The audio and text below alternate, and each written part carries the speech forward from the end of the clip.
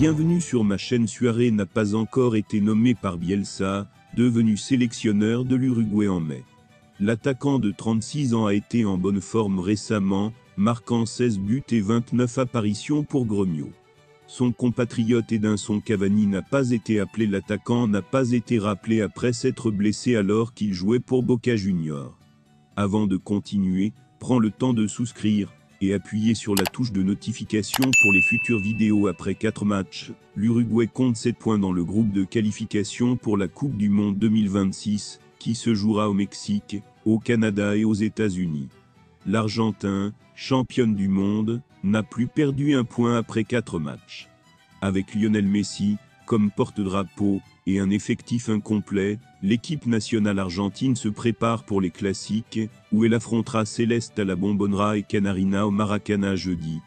Les joueurs de l'équipe nationale argentine rejoignent le groupe de l'Albiceleste à Ezeiza pour disputer les 2 derniers matchs de qualification de l'année. Le capitaine Lionel Messi était là le premier ce dimanche. Pendant ce temps, plusieurs joueurs comme Pablo Maffeo, Ezequiel Palacio, Rodrigo de Paul et Nahuel Molina Lusro ont été ajoutés ce lundi. L'équipe a également été rejointe par Walter Benitez, Paulo Dybala, Leandro Parot, Juan Musso, Nicolas Gonzalez, Lucas Martinez Carta. Un groupe de joueurs de Premier League est arrivé vers midi, parmi lesquels Enzo Fernandez, Emiliano Dibu Martinez, Julian Alvarez et Alexis McAllister. L'équipe nationale s'est entraînée à huis clos lundi. Et mardi, à partir de 17 h, lorsque tout le groupe sera au complet, l'entraînement reprendra, et les 15 dernières minutes seront ouvertes à la presse. La conférence de presse de Lionel Scaloni aura lieu mercredi à 1 h à déterminer, suivi d'un entraînement à huis clos à partir de 17 h.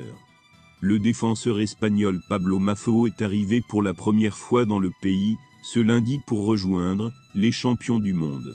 Après avoir passé 2 heures à l'aéroport au siège du Renapé, pour obtenir sa première carte d'identité, il s'est rendu au siège de l'AFA pour se mettre à la disposition de Lionel Scaloni. Pendant une grande partie de sa carrière de footballeur, Lionel Messi a été confronté à des comparaisons constantes entre lui et une autre star argentine, Diego Armando Maradona, qui était son entraîneur lors de la Coupe du Monde 2010. En remportant la Coupe du Monde au Qatar, Messi a consolidé sa position de plus grand footballeur de tous les temps, dépassant Maradona, selon des milliers de fans et d'experts du monde entier. Mais 11 mois après avoir remporté le trophée tant attendu, il y a une nouvelle confrontation entre Diego et Lionel. Lundi, la marque Adidas a présenté une nouvelle ligne rétro, et dans le cas de l'Argentine, l'inspiration a été celle utilisée lors de la Coupe du Monde de 1994, la dernière à laquelle s'est produite la plus grande idole de Naples.